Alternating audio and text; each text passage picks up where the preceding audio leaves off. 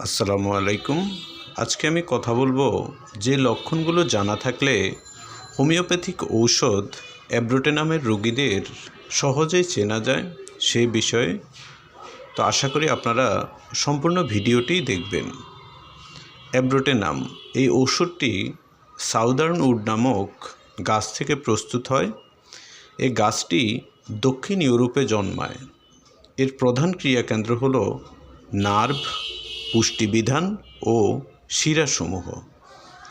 অ্যাব্রোটেনামের প্রধান নির্দেশক লক্ষণগুলো হচ্ছে পর্যায়ক্রমে বিভিন্ন রোগ দেখা দেয়া, একটি রোগ ভালো হওয়ার পর অন্য একটি রোগ প্রকাশ পায়, রোগীর ডায়রিয়া না হয় কনস্টিপেশন থাকে, কনস্টিপেশন অবস্থায় সকল যন্ত্রণা বৃদ্ধি পায় এবং ডায়রিয়া দেখা দিলে যন্ত্রণার উপশম হয়।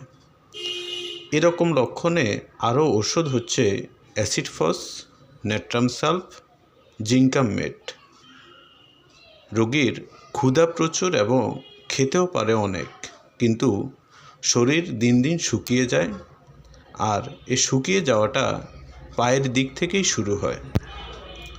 শিশুদের নাভি থেকে রক্তপাত হয়, শিশুদের হাইড্রোসিল দেখা দেয়, শিশুরা খুব বদমেজাজি এবং নিষ্ঠুর প্রকৃতির।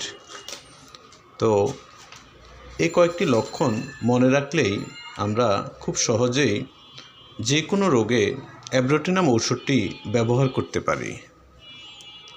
আমি ডক্টর কে এম জসিমউদ্দিন। এতক্ষণ আমার সাথে থাকার জন্য আন্তরিক ধন্যবাদ জানাচ্ছি।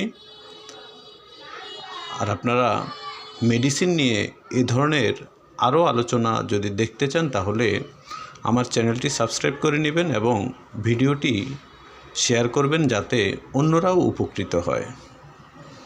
তো সবাই ভালো থাকুন, সুস্থ থাকুন।